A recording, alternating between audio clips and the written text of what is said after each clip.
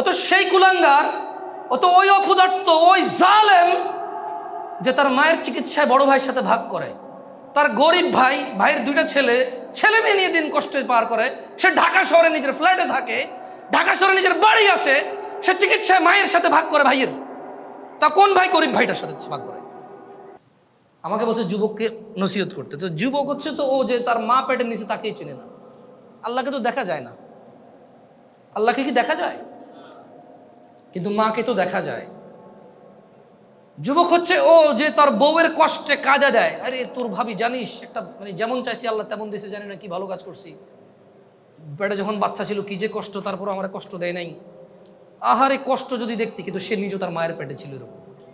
তার মা আরো বেশি কষ্ট পাইছে, কারণ অভাবের দিন ছিল। আরে রাজা মহারাজারা কষ্ট পাইছে আগে, এখন তো ফকিররাও পায় না। ঢাকা শহরে নাকি ভিক্ষা করে মানুষ 3 তলা বাড়ি করে। কিন্তু একটা সময় তো রানীরাও কষ্ট পাইছে, কারণ রাজারা মানে মন মতো যেভাবে খুশি সেভাবে দাস দাসী রক্ষী টক্ষী রাখতো, তো বউরা তো এগুলো মানে নিতে পারতো না। আগের যুগে রানীরও তত সুখ ছিল না ওর বউয়ের যত সুখ এখন, মাশাআল্লাহ। তারপরেও তো 42 ইঞ্চি সিনেমার টিভি না হলে ওর চলে না, বক্স খাট না হলে ওর চলে না, অমুক ব্র্যান্ডের সোফা না হলে চলে না, সিরামিক লাগবে, এসি লাগবে, ফ্যান লাগবে, কাজের মহিলা লাগবে। তরকারি কুটলে এখানে নাকি দাগ পড়ে যায় বেচারার বউয়ের। তারপরে আবার মা এই বাসায় থাকতে হবে কেন? তোমার মা ওই বাসায় থাকে, তোমার ভাইয়ের ছেলেকে তোমার বাপে স্কুলে দিয়ে আসে, তোমার মা ছোটটারে কোলে রাখে। আমাদের এখানে থাকলে তো আমাদেরগুলো একটু রাখতে পারে। তাহলে মা লাগবে কেন? বাচ্চা কোলে নেওয়ার জন্য। বাপ লাগবে কেন? বাচ্চা মাদ্রাসায় দিয়ে আসার জন্য। তো এই যুবকরা আমি কি বলবো? আমাকে বলেন আপনারা যুবককে নসিহত করতে। ও আল্লাহ সম্পর্কে ওকে কি বলবো? ওর মা ওকে পেটে নিছে, অভাবের সংসার ছিল, ও নিজে দেখছে এটা। মেহমান না আসলে গুস্ত খাইতে পারতো না, তো না পারলে কি ওর মা খাইতে পারছে? ও নিজে দেখছে অভাব।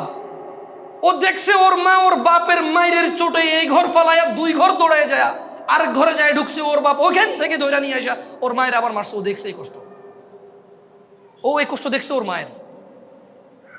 ওর মাকে দেখছে, ওর মায়ের নির্যাতন দেখছে। ওর মা ওর দাদির সাথে সবসময় লাইগা থাকতো কিছু একটা নিয়ে। বাচ্চা কোলে নিলে সমস্যা, কাম কাজ নাই, ফুলজ্ঞ হয়েছে, মাইয়জ্ঞ হয়েছে, এটা সারাদিন পড়ে থাকবে, দেখায় আমরা রাজও ফালি নিয়ে দোষগা। আবার এবার এটার রেখে কাম কাজ করলে বলে যে হ্যাঁ মারিয়ালা, আমার আগের বংশ আগাইতে দিত না, মেরে ফেল, কানতে কানতে আমার নাতি মেরে ফেললো রে, কোলে নেয় না রে। ওর মা এই একটা ট্রমার মধ্যে দিন পার করছে। ওর নিয়ে এক কোমরে ওরে রাখছে, আরেক কোমরে ধান নিছে, এক কোমরে ওরে রাখছে, আরেক কোমরে চুলার মধ্যে আগুন দিছে। ও তো দেখে বড় হয়েছে। ও তো সেই কুলাঙ্গার, ও তো ওই অপদার্থ, ওই জালেম যে তার মায়ের চিকিৎসায় বড় ভাইয়ের সাথে ভাগ করে। তার গরিব ভাইয়ের দুইটা ছেলে মেয়ে নিয়ে দিন কষ্টে পার করে। সে ঢাকা শহরে নিজের ফ্ল্যাটে থাকে, ঢাকা শহরে নিজের বাড়ি আছে, সে চিকিৎসায় মায়ের সাথে ভাগ করে ভাইয়ের। তা কোন ভাই গরিব ভাইটার সাথে ভাগ করে? ও হচ্ছে এই কুলাঙ্গার, ও হচ্ছে এই নির্দয়, এই জালেম। ওরে আমি, ও তো বয়স বেশি না, তো ও তো যুবক, এখন ইয়াং, 40 হয় না, বয়স 40 হয় নাই। ওর বয়স 40 হয় না। ওর বাপে ওরে পড়াশোনা করানোর জন্য বাকি 2টা ভাইরে কামলা খাটাইছে। এগুলো এখন কামলা। বাপে জমি বেচে এরে পড়াইলো, জমি বেচে এরে বিদেশ পাঠাইলো। এখন যত কিছু ইনকাম করে সব ওর।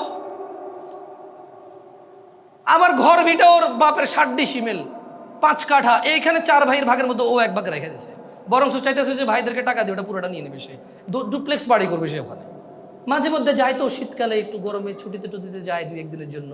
একটা ডুপ্লেক্স বাড়ি না হলে হয়? বংশমর্যাদা টিকে নাকি? তা আমি ভাই যুবক তোমাদের কি বলবো ভাই বলো? আল্লাহকে তো দেখাইতে পারতেছি না তোমাকে। হ্যাঁ, তুমি এই আসমান খুঁটিবিহীন ওর দিকে যদি তাকাও, তাইলে হয়তো বুঝবা আল্লাহ আছে।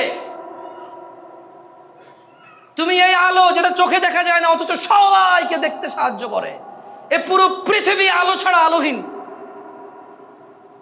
কিন্তু এই আলোটাকেই দেখা যায় না। যে ফুল দেখাচ্ছে এখন, এটা লাল, এটা হলুদ, এটা সাদা। আমার গায়ের পাঞ্জাবির একরকম কালার, তোমার গায়ের কোটি আর একরকম কালার। যে আলো দিয়ে এগুলো দেখা যায়, সে আলোটা অদৃশ্য, দেখা যাচ্ছে না ওকে। যে বাতাস অনুভব হয়, কাপড় উড়ে, কোনো কিছু উড়ে, গাছের পাতা নড়ে, সব বোঝা যায়, দেখা যায় না বাতাসটা। শরীরকে শীতল করে, ঠান্ডা করে। পানি যেমন দেখা যায়, ধরা যায়, বাতাস তো ওরকম দেখা যায় না। যদি সে এগুলো নিয়ে বিবেচনা করে যুবকে আমার যারা এখানে উপস্থিত আছে এখন, তাইলে হয়তো সে আল্লাহর বিষয়টা একটু বিবেচনা আনতে পারে। আল্লাহ বলছেন মানে মন্দ কাজ করলে মানুষ কোথায়, পরিণাম কি? তো জাহান্নাম কার জন্য? ইন্নাল মুজরিমিনা ফি আযাবি জাহান্নামা খালিদুন, নিশ্চয় অপরাধী পাপী সে জাহান্নামে চিরস্থায়ী হয়ে থাকবে। তো অপরাধী কে? যে জুয়া খেলে সে অপরাধী। অপরাধী কে? যে যুবক বিবাহ বহির্ভূত সম্পর্কে জড়িত আছে সে অপরাধী। অপরাধীকে যে নেশায় মত্ত আছে সে অপরাধী। অপরাধীকে তার যৌবন অবহেলায়, উদাসীনতায়, দিনদ্রোহিতায়, দিনহীনতায় যে জীবনযাপন করে গাধা গরু ছাগল কুকুরের মতো, সে হচ্ছে অপরাধী। অপরাধীকে যে তার বাবার কষ্ট বোঝে না, অপরাধীকে যে তার মায়ের কষ্ট বোঝে না, অপরাধীকে যে তার স্ত্রীর কষ্ট বোঝে না, অপরাধীকে যে তার বোনকে পার করে দিয়েছে, যে তার বোনকে সম্পদ থেকে বঞ্চিত করে, যে তার বোনকে নিজের আপন মনে করে না, যে তার বোনের কষ্ট নিজের কষ্ট মনে করে না, যে তার ভাগিনাকে পর মনে করে, শালাকে আপন মনে করে। শালাও আপন, ভাগিনাও আপন, দুইজনই আপন, কেউ কারো প্রতিদ্বন্দ্বী নয়। একটা আত্মীয়, একটা পরম আত্মীয়। সে অপরাধী, সেই পাপী। যে ফজরে ঘুমিয়ে থাকে, যে জোহরে আড্ডায় থাকে, যে আসরে ক্লান্ত থেকে বিশ্রাম করে নামাজে না গিয়ে, যে মাগরিবে চায়ের জন্য ওঠে, নামাজের জন্য ওঠে না, যে এশায় টেলিভিশন আড্ডাবাজিতে ব্যস্ত থাকে, সে লোকটা হচ্ছে অপরাধী। যে বলে আমি জেনারেল, উনি আলেম, আমি বুঝি না ইসলাম, ওই লোকটার চাইতে বড় অপরাধী আমি। ফতোয়া দিছি, শুনছেন আপনারা কখনো? আমি কখনো ফতোয়া দিছি? ফতোয়া মানে কি? মন্তব্য করা, কোনো কিছুকে হারাম হারাম বলা, জায়েজ বলা, না জায়েজ বলা। মানে আমি বলছি তুই কাজটা ঠিক করছ না, এটা হারাম, এটা হলো ফতোয়া। এটা হলো কি? তাহলে চায়ের দোকানে মুফতি পাওয়া যায় কি না? ফতোয়া কে দেয়? মুফতি। ফতোয়া কে দেয়? চায়ের দোকানে, বাস স্ট্যান্ডে, ঘরের নিচে বন্ধু বন্ধু মিলা ইসলাম নিয়ে ফতোয়া দেওয়ার লোক আসে না নাই? মন্তব্যই হচ্ছে ফতোয়া। তো কি মন্তব্য? আপনি একটা বিষয়ের উপরে মন্তব্য করলেন, দিস ইজ হোয়াট কল ফতোয়া। তো আমি কি মন্তব্য করি আপনারা শুনছেন কখনো? বাট আমার নজরে এই দেশে আসছি 2014 সালে। আমি বহু মানুষ পাইছি যারা উপন্যাস পড়ে বৈশা বৈশা, কোরআন সুন্নাহ পড়ে না। এরপরে যে লাইগা গেলে ওরে কিছু না করলে, ওর একটা বুঝ আছে দুনিয়া আখিরাত নিয়ে, সায়েন্স মাইন্স নিয়ে কিছু একটা বোঝেও, আইসা বলবো যে আমরা জেনারেল, আমরা বুঝি না, ওরা আলেম। এর চাইতে পথভ্রষ্ট লোক আমি আমার চোখে দেখি নাই, যে নিজেকে জেনারেল বলে সেপারেট করে ফেলে, আর কোরআন সুন্নাহ যারা জানে তাদেরকে আলেম বলে একটা গ্রেডিং করে ফেলছে। কি করে ফেলছে? আমরা জেনারেল, ধর্ম কি আমরা বুঝি, এক হুজুরে একটা এখন কোনটা হুনবু ধর ভাই, তারা তাদের মতো, আমি আমার মতো। আরে তো ওরে কি আলেম হওয়া নিষেধ নাকি? ওর আলেম হওয়া নিষেধ? ওর ইসলাম পড়া নিষেধ? তোমাদের ইসলাম পড়া নিষেধ? সত্য করে বলো। এই কেউ ভিডিও তো অধিক হচ্ছে না? ভিডিও তো অধিক হচ্ছে না, ঠিক আছে।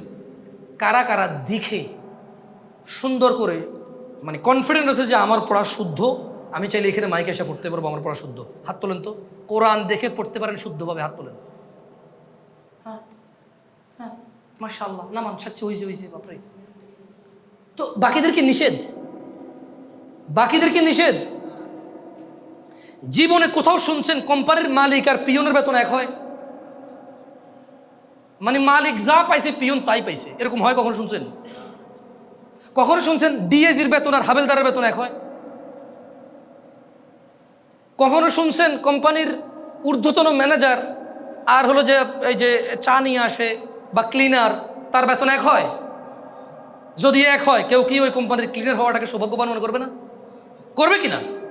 ধরেন আপনি মাস্টার ডিগ্রি পাস, এক জায়গায় বলছে ভাই ম্যানেজার হও, বেতন 40,000।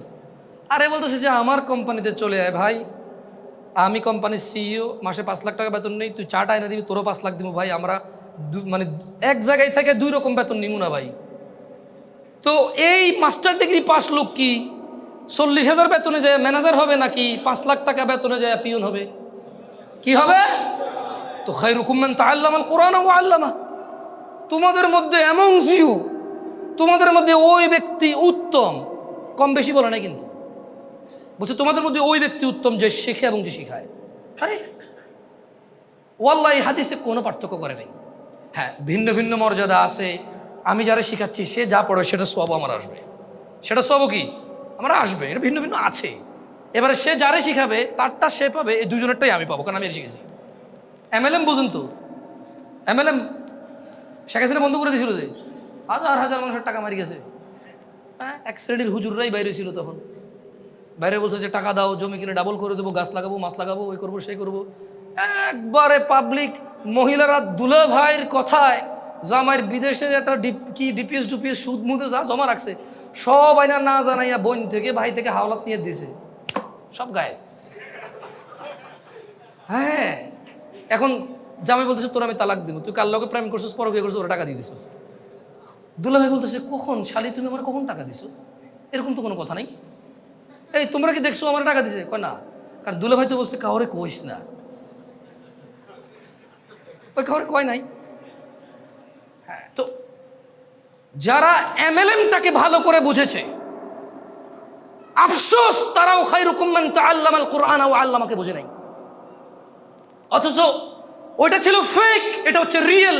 ওইটা অসত্য, এটা সত্য। এটা কেমন সত্য?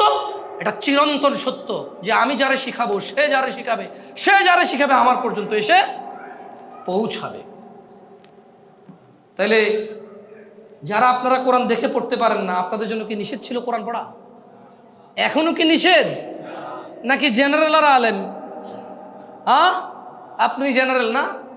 আল্লাহ যদি কিয়ামতে বলে মান রাব্বুক, বলুন যে ইয়া আল্লাহ আনা জেনারেল, ইয়া আল্লাহ আন্নি জেনারেল। লা হাওলা ওয়ালা কুওয়াতা ইল্লা বিল্লাহিল আযীম। মাশাআল্লাহ আলাইকুম আনতুমা জেনারেল। জেনারেল মানে কি? সাধারণ। কথা কমতে মানে লুঙ্গি টুঙ্গি আমি ধইয়া যে ওই বেটা ফকিরদের বলা কে আছে আমাদের চাইতে এলাকায় কথা কইব, কিন্তু ইসলামের সাথে আনা সাধারণ। হ্যাঁ ও আল্লাহ, আমি দেখছি তো। কইতাছে যে এমন কোন মানুষ আছে আমার বাপের খায় নাই, ইসলাম এলাকা আনা মাসকিন। জেনারেল অর্থ কি? তো সাধারণ কেন আপনি? কারণটা কি? চুরি করতেছেন অসাধারণ হওয়ার জন্য, ডাকাতি করতেছেন অসাধারণ হওয়ার জন্য, ঘুষ খাইতেছেন অসাধারণ হওয়ার জন্য, ঘুম মারতেছেন অসাধারণ হওয়ার জন্য, ইভেন এক মেয়েকে প্রেমপত্র পাঠাইছেন, বন্ধু বান্ধব বলছে যে তোর কি কাম হয়েছে, কইছেন যে ওটা পার্কও ঘুরে চলে আসছি। মেয়ে কিন্তু কইছে জুতো দিয়ে ফিটবো আবার লিখলে। মেয়ে কি রিপ্লাই দিছে, এবার তোরে মাফ করে দিচ্ছি, পরের বার বললে জুতো দিয়ে পিটবো আমার ভাই এরকম।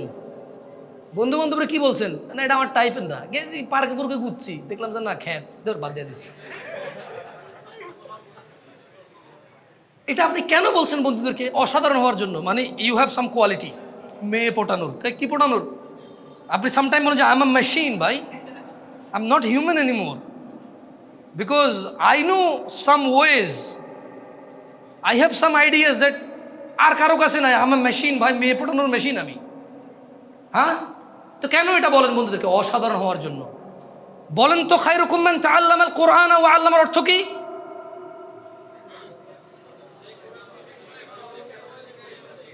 আপনি উস্তাদ থেকে কত কম পাইছেন এখানে? মানে যে শিখাচ্ছে আর আপনি যে শিখতেছেন কত কম পাইছেন এখানে?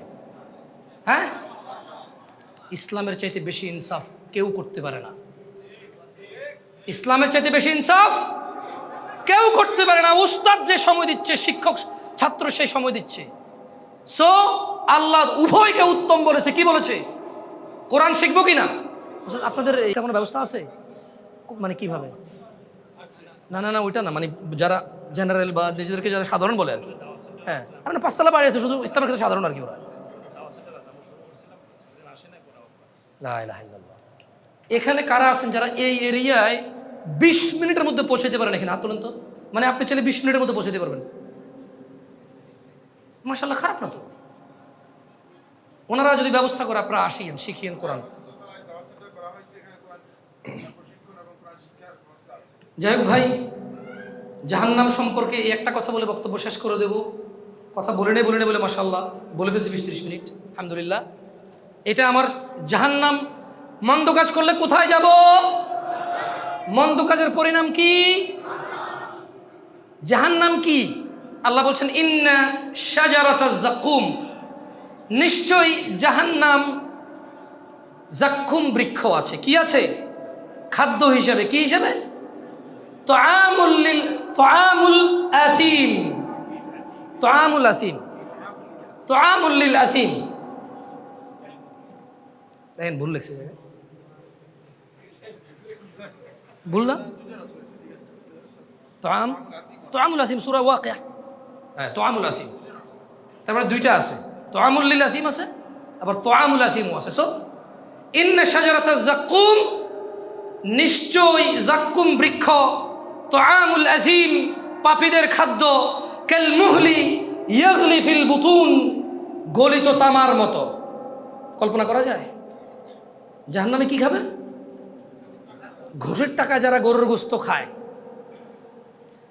সুদ, দুর্নীতি, মিথ্যাচার, অত্যাচার, জুলুম করে যারা ভালো মন্দ খায়, ভালো মন্দ পরে, আখেরাতে খাবার কি? জাকুমটা কেমন? গলিত তামার মতো, যেটা পেটে যায় ফুটতে থাকবে। কি করতে থাকবে? হ্যাঁ, পেটে যায় কি করবে? ফুটতে থাকবে। সুবহানাল্লাহ।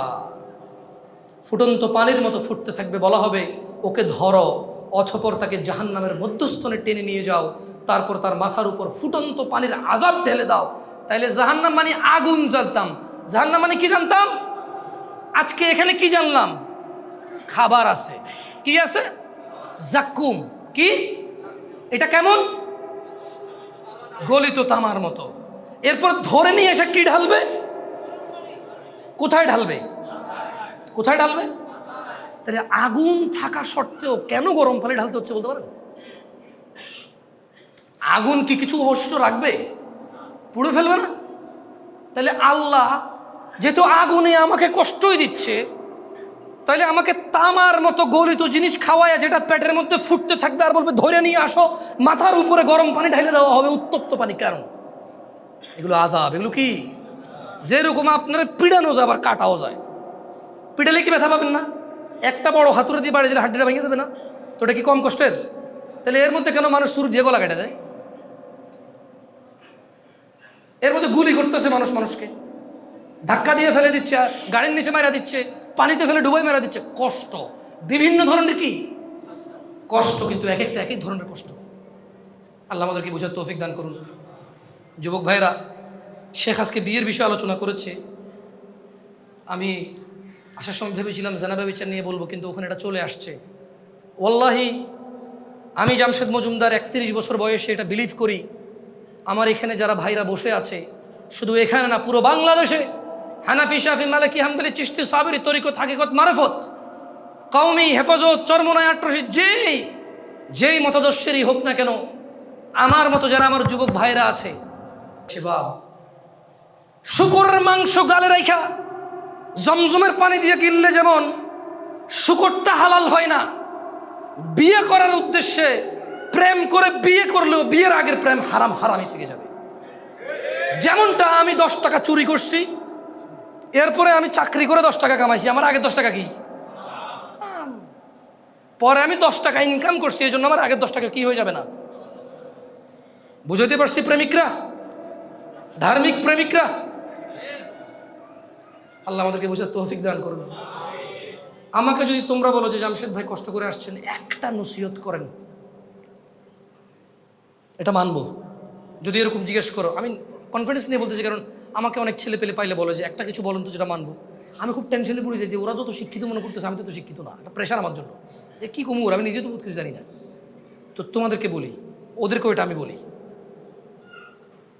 যদি তুমি জীবনে বরকত পেতে চাও, সম্মান পেতে চাও, হৃদয়ের প্রশান্তি পেতে চাও, জেনা, ব্যভিচার, যেটা প্রেম দিয়ে শুরু হয়, জেনা, ব্যভিচার যেটা প্রেম দিয়ে শুরু হয়, নজরকে হেফাজত না করার কারণে, চক্ষুকে নিম্নগামী না করার কারণে, চোখ দিয়ে যেটা শুরু হয়, এটা তোমার শান্তি নষ্ট করবে, এটা তোমার রিজিক নষ্ট করবে, এটা তোমার এই শিথিলতা, হৃদয়ের সুকুন, প্রশান্তি, নীরবতা, এটাকে বলে কি, স্থায়িত্বটা নষ্ট করবে, স্থিরতা নষ্ট করবে এটা। সো ছোটো ভাই, তোমার প্রতি আমার নসিহত, তুমি কে নীল পড়ছে, লাল পড়ছে, কে ছোট পড়ছে, কে বড় পড়ছে, তুমি এগুলো মেজারমেন্ট করার দরকার নাই। তুমি নিচে নজর রাখো, হাঁটো। তোমার এটা জানারও দরকার নাই আজকে তোমার সামনে দিয়ে কয়টা মেয়ে কি পড়ে গেছে তুমি দেখোই নাই। তুমি নিচে হাঁটো, যথাসম্ভব তুমি যতটুকু নিচে দেখে হাঁটা সম্ভব তুমি তোমার চোখকে হেফাজত করো। লজ্জাস্থান হেফাজত হবে, লজ্জাস্থান হেফাজত হলে তোমার হৃদয়ের প্রশান্তি নষ্ট হবে না ইনশাআল্লাহ। রিজিকের দরজা খুলবেই খুলবে। আল্লাহ তোমার জন্য যে হালাল ব্যবস্থা রেখেছে, শোনো আমি তোমার বলি, একটা ছেলে 18 বছর বয়সে কিন্তু জেনা করে নাকি করে না? কিন্তু যদি ও জেনায় না যেত, ওর হয়তো আল্লাহ হালাল ব্যবস্থাই করতো সময়, কারণ ওর তো এটা রিজিক। এটা কি ওর? এটা ওর যৌবনটা কি রিজিক। ও যে 17 বছর 18 বছর 20 বছর বয়সে জানাবে বিচারে লিপ্ত হয়ে যাচ্ছে, কিন্তু ও যদি আল্লাহকে ভয় পেত আর শারীরিক চাহিদার জন্য আল্লাহর কাছে বলতো, আল্লাহ আমাকে ধৈর্য দাও, আমি রোজা রাখতেছি, আমাকে সাহায্য করো, আমাকে তৌফিক দাও, আমাকে উত্তীর্ণ করো, বিবাহ পর্যন্ত আমাকে তৌফিক দাও, তাহলে আল্লাহ যিনি রহমান, যিনি ওদুদ প্রেমময়, তুমি আল্লাহর ভয়ে জেনা বাদ দিলা, আল্লাহর কাছেই চাইলা, ধৈর্য আল্লাহর জন্যই ধরলা, আশা আল্লাহর কাছেই করো, তিনি কি তোমাকে ফিরাবে? জীবন তিনি হচ্ছেন উনি যিনি 99 জনকে হত্যা করার পর শুধু উনার কাছে শাস্তির ভয়ে আছে কিনা আমার মুক্তির উপায়, আমার কি ক্ষমা হবে, ক্ষমা কার থেকে? তাহলে ওই যে বনি ইসরায়েলের ঘটনা, ও 99টা মানুষকে মারার পর কার কাছে ক্ষমার জন্য? ক্ষমা হবে কিনা ব্যাকুল হয়ে গেছে। কার কাছের জন্য? আল্লাহ থেকে। ওকে যাদেরকে মেরে ফেলছে তাদের কাছের জন্য। ও তো টেনশন করতেছে যে আমাকে কি মাফ করবে কেউ, আল্লাহ কি আসে যে আমাকে মাফ করবে, বা আমার কি ক্ষমা হবে? 99টা মারার পরও কি ক্ষমা পাবো আমি? আল্লাহ কি ওর জন্য জমিনকে কাছে করে দেয় নাই? এই মাটি তুমি এক চুল নাড়তে পারবা? এই জমিন তুমি এক চুল নাড়তে পারবা? ভাই আমার, তুমি কি বনি ইসরায়েলের ওই 99 জন হত্যাকারীর চাইতে নিজেকে খারাপ মনে করো? কেন তুমি আল্লাহকে এত এত আল্লাহর বিষয় তোমার এত ধারণা খারাপ কেন? তুমি বলছো লা তাকনাতু মির রাহমাতিল্লাহ, আল্লাহর দয়া থেকে নিরাশ হবা না। আল্লাহর দয়া থেকে নিরাশ হওয়াই গুনাহ। ইন্নাল্লাহা ইয়াগফিরুয যুনুবা জামিআ, আল্লাহ সমস্ত গুনাহ ক্ষমা করবে। ইন্নাহু হুয়াল গফুরুর রহিম, কারণ তিনি হচ্ছে ক্ষমাকারী, দয়ালু। তুমি কি ওই যে পতিতালয়ের মহিলা তার চাইতেও খারাপ যে কুকুরকে পানি পান করিয়ে জান্নাতের বিষয় জেনে গেছে? আমাদেরকে আল্লাহ নবী সাল্লাল্লাহু আলাইহি ওয়াসাল্লাম জানাইছে যার বিষয় যে সে জান্নাতে প্রবেশ করবে। সে কি ছিল? পতিতা। কি ছিল? কি ছিল? তুমি কি তার চাইতে খারাপ মনে করো নিজেরে? যে আল্লাহ পতিতা কুকুরকে পানি খাওয়াইলে সন্তুষ্ট হয়ে জান্নাত দেয়, যে আল্লাহ 99 জন লোককে হত্যা করার পর যে বলছে ক্ষমা নেই তাকে হত্যা করছে, এরপরেও মনের ভিতরে কেমন জ্বালা যন্ত্রণা যে আমি কোথায় গেলে মাপ পাবো, কেমনে আমি মাপ পাবো, এই যে মনের ওর এই যে দ্বিধা দ্বন্দ্ব যে আছে, তো একজন বিচার করে ফেলবে, মাপ না পেলে কি হবে, কে করবে মাপ? আল্লাহ তার জন্য যেই জমিন তুমি এক চুল নাড়তে পারো না, আরে নাড়বা কেমনে? ওই প্লেট একটু নড়ে গেছে দেখছো, বলতেছে যে ঢাকা শহর খালি করো, 24 লাখ মানুষ মারা যাবে, এত মানুষ মারা যাবে, তো ওই মাটি কি আল্লাহ কাছে করে দিছে? সুবহানাল্লাহ। বুঝছো তো যুবক ভাই আমার, আল্লাহ কেমন? হ্যাঁ, আল্লাহর বিষয়টা বুঝতে পারছো তো? ওনার ইচ্ছা। ওমর ইবনে খাত্তাব রাদিয়াল্লাহু আনহু, উনি কি আসলে জন্ম থেকে মুসলমান তোমার মতো? হ্যাঁ, উনি কারে মারতে আসছিল? আল্লাহ সুবহানাহু ওয়া তাআলা ওনাকে ওমর ইবনে খাত্তাব বানাই দিছে রাদিয়াল্লাহু আনহু। তো আমাদের রব, তুমি মন থেকে আল্লাহকে বলো, ইয়া আল্লাহ আমি জানি তুমি আসো, আমি জানি যদি আমি মরি, যদি বিচার করো আমার, তাহলে তুমি করবা, তুমি ছাড়া কেউ করার ক্ষমতা রাখে না, আমি তোমার কাছে আত্মসমর্পণ করলাম, আমাকে মাফ করো, তুমি বিচার করলে আমার কেউ বাঁচাতে পারবে না, আমি কই যাব? এই কথা বলে কি ফিরে আসা যাবে? প্রেমিকা আত্মহত্যা করলে বাংলাদেশের আইনে তোমার কিচ্ছু হবে না, আমি বলে দিচ্ছি। বাংলাদেশে প্রেম নিয়ে কোনো আইন নেই, প্রেম কোনো অধিকারের মধ্যে পড়ে না। আমি আবারও বলে যাই, বাংলাদেশে প্রেম কোনো অধিকারের মধ্যে পড়ে না। যদি প্রেম অধিকারের মধ্যে পড়তো তাহলে পুলিশ কেন যায় হোটেলের মধ্যে অভিযান করে লোক ধরে নিয়ে আসে? ওরা তো প্রেম করতে গেছে ওখানে।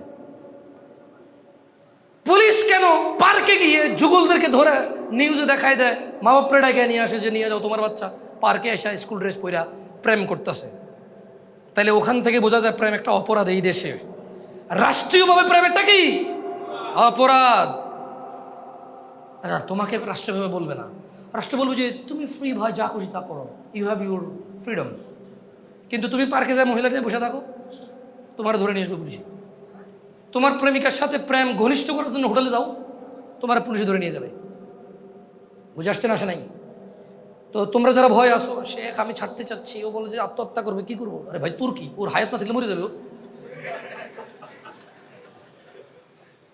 তবে হ্যাঁ, তুই ওর ইজ্জত নষ্ট করবি না ভাই আমার, তুমি ওর ইজ্জত নষ্ট করবা না, ওর সম্ভ্রম নষ্ট করবা না, ওর ভিতরে এই সংশয় ঢুকাই দিবা না যে তোর সতীত্ব তো আমি নিয়ে নিছি, এখন চোখে যেই বিয়ে করবে সে বুঝবে তুই আর সতীত্ব না, তুই বিবাহ বহির্ভূত সম্পর্কে জড়িত ছিলি বিবাহের পূর্বে। তুমি তাকে এ ভয় দিয়ে দিও না, তুমি তার সাথে কথা বলিও না, তুমি তার সম্মান নষ্ট করিও না, তুমি তাকে মাসালামা বলার দরকার নাই, তুমি তার কি তোর সাথে ব্রেকআপ এটা বলার দরকার, এটা বলো না। আমি তোমাদেরকে বললাম, আমি তো ফতোয়া দেই না, কোনো অপরিচিত মহিলাকে ব্রেকআপ বলাও গুনাহ, কারণ ওর সাথে কথা বলাই তো জায়েজ নাই ভাই অপ্রয়োজনে। তোমার সাথে ভাই আমি আর সম্পর্ক রাখবো না, তোর সম্পর্ক কি বল? সম্পর্ক থাকলে না মানুষ রাখে না, কি সম্পর্ক বল? হ্যাঁ, বোনরা কি আছে, মহিলারা কি আছে? বোন, দুশ্চরিত্র ছেলেকে বিয়ে করবা না। কোনো মেয়ে যে প্রেম করে প্রেমিককে বিয়ে করে সে দুশ্চরিত্র পুরুষকে বিয়ে করলো, তার এই কমপ্লেন দেওয়া উচিত নয় যে আমার হাজবেন্ড পরও গিয়ে করে মোবাইলে মেসেজ দেখার পর আমার থাপ্পড় দিছে, বললো যে যাইজই নাই, তুমি আমার অনুমতি সহ আমার মোবাইল দেখবা। ফটো দেখছেন জামাই, মানে মহিলা দেখছে যে জামাই আরেক বেটির সাথে পরকিয়া করে, এখন জামাই বলতেছে যে তুমি তো অনুমতি ছাড়া আমার মোবাইল দেখছো, সেটাই তোমার গুনাহ। ওরে বাপরে, মুফতি আদম। সো আল্লাহ আমাদেরকে বুঝে তৌফিক দান করুন।